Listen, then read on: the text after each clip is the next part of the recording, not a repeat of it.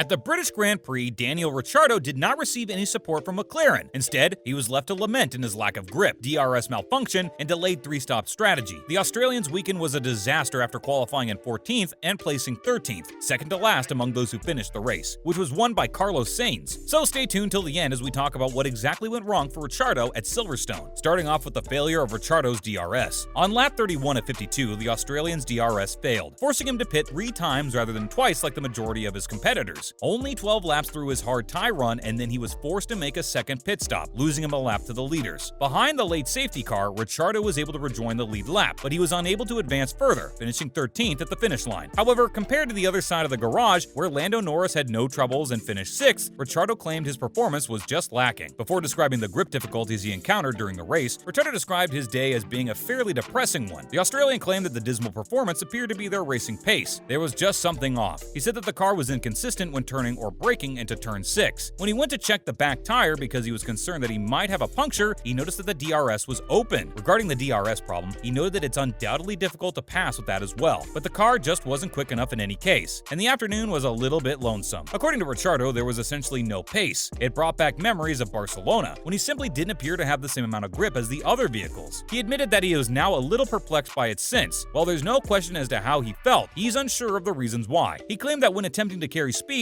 he could also feel it through the tires. The Aussie stated that with the short turnaround before Austria, he hoped the crew will find some solutions to the grip. Then he indicated that there was a problem with the DRS, which made it impossible for him to utilize it beyond lap 31. He was thus hopeful that the team would discover solutions to the other issue as well that he seems to be having. Reflecting on the race that was littered with incidents, he stated that aside from his performance, the good news is that he learned that the drivers were all well. He was especially pleased to hear that Joe was doing well. Soon after, McLaren's team principal reflected on his performance. Although he stated that the team intended to look into the matter before the Austrian Grand Prix, where Lando Norris has finished on the podium for previous 2 seasons, McLaren team principal Andre Seidel believed that Ricciardo lacked the instruments to build a competitive drive throughout the British Grand Prix weekend. In his post-race remarks, Seidel avoided mentioning Ricciardo's performance and refrained from blaming the vehicle for anything but the DRS problem. Seidel acknowledged that Daniel's weekend didn't go as planned and it would require a thorough examination over the coming days, acknowledging he wasn't able to produce competitive lap times the day before in qualifying or on race day because of the mechanical difficulties. He also mentioned that Ricciardo had a DRS issue that necessitated a second pit stop midway through the race and forced him to race without the DRS for the remainder of the race. In light of that, he stated there is always plenty to learn before the team's return to competition in Austria, a circuit where McLaren has achieved great success in previous years. The German team principal claimed that having a more competitive vehicle this weekend and being back in the points after 2 challenging races is the positive they will take away from the race. He was also talking to Lando, who displayed competitiveness throughout the day but ultimately lost to Fernando in the last pit stop, which was conducted behind the safety car. McLaren enters the Red Bull Ring in 4th place overall, 6 points in front of Alpine. In the end, Ricciardo has no idea about his Austria prospects. With only 2 top 10 finishes thus far in 2022, Ricciardo has had a miserable year. He's significantly outperformed by teammate Lando Norris, who has 58 points and leads Ricciardo by 43 points. Ricciardo gave a vague prediction when asked if MCL 336 will perform better around the Red Bull Ring in a week. This year, he added he's unable to provide a firm response to that query. He claimed that the session had been rather unpredictable, making it impossible for him to make accurate predictions. He emphasized his desire to understand the causes of the issue his vehicle encountered at Silverstone once more. He thinks the squad will be a little more confident heading into Austria if they can identify the reason for his multiple issues. If they are unable to work it out, they will just put it on track and pray that it has better traction there than it did at the British Grand Prix. Now, time for some other news. At the time, Ricciardo seems to be in a position to see out his contract. Daniel Ricciardo, 33, was considered a significant coup when he agreed to a 3-year contract with the British team ahead of the 2021 season, but he was disappointed for much of the season despite a dramatic race win in Monza, according to McLaren boss Zach Brown, who has dismissed suggestions that he won't stay with the team through the rest of 2022. With 115 points, the Australian finally came in 7th place, 45 points behind compatriot Lando Norris. When Norris, 22, secured a new multi-million-dollar deal earlier this year that goes until the end of 2025, it further solidified the idea that he was the team's top driver. And with only 2-point finishes in the first 10 Grand Prix races of this season, McLaren's struggles have persisted into the new age of F1. The former Red Bull and Renault driver's disastrous practice crash in Monaco lost Brown and company thousands of dollars amid budget restrictions for all teams. Due to this, 50-year-old Brown openly criticized Ricciardo, claiming that his performances mostly haven't matched his or our standards. He trails Norris by 43 points and is 14th in the current standings, which has sparked rumors that his job at McLaren was at risk. However, when questioned if Ricciardo will remain with the team through the remainder of this contract, Brown bluntly responded in the affirmative before going on to elaborate. He referred to Ricciardo as a fighter and claimed that even though it was not intention to do so, Ricciardo's performance had been much more similar to Lando since against Brown said that. He defeated Lando, so perhaps something motivated him. But could Piastri still de-seat Ricciardo next season? The Australian is doubtful for McLaren. It is obvious that the 33-year-old is underperforming, and the most recent sources indicate that Andreas Seidel is reportedly interested in Oscar Piastri. This year's silly season won't be all that thrilling because a lot of the spots for 2023 have already been secured. There are, however, occasional rumors that will keep it fresh. Ricciardo and Lando Norris are the two drivers McLaren has committed to for the upcoming season. However, Ricciardo is doubtful of his status. The Australian is earning a significant sum, even though he has not yet lived up to the team's expectations. Piastri would now have caught Seidel's attention. A few fellow countrymen of Ricciardo is sitting out at Alpine, and the French team doesn't appear to be planning to part ways with one of its experienced drivers in 2023. McLaren potentially has recognized the chance to sign a fantastic talent, whereas Williams initially appeared to be the sole contender to land Piastri. McLaren now appears to be a possibility as well. Piastri's manager, Mark Webber, is acquainted with Seidel from their time together at Porsche. Seidel appears interested in the potential deal. That would be the end for Ricciardo at McLaren, but his contract would then need to be terminated. Alpine would likewise be in a challenging situation. Since Williams is not a rival, Piastri's departure for Williams is not particularly risky. Nevertheless, this is not the case with McLaren. If Alpine cannot accommodate Piastri in 2023, the competitor may leave, but this will put extra pressure on the French management. Guan Yu Zhou was also lost to Alfa Romeo earlier this year because Alpine had no space for him, ending on Norris's assessment of Ricciardo's difficulties at McLaren. Lando Norris claims that he understands some aspects of Ricciardo's difficulties with the team. For McLaren, the Australian has managed to produce a historic victory throughout their time working together, but outside of that Italian Grand Prix weekend, Norris has been clearly superior to the Australian. And while there was hope that Ricciardo would be able to close the gap when the cars switched to brand new models in 2022, this has generally not happened. Instead, Ricciardo is sitting on 15 points to Norris's 58, and last time out at Silverstone, he was significantly outperformed in every noteworthy session. That is it for today's video. Do you think that Ricciardo will stay with McLaren next season? Let us know in the comments below. Make sure to give this video a thumbs up and subscribe to our channel for more videos like this. See you in the next video.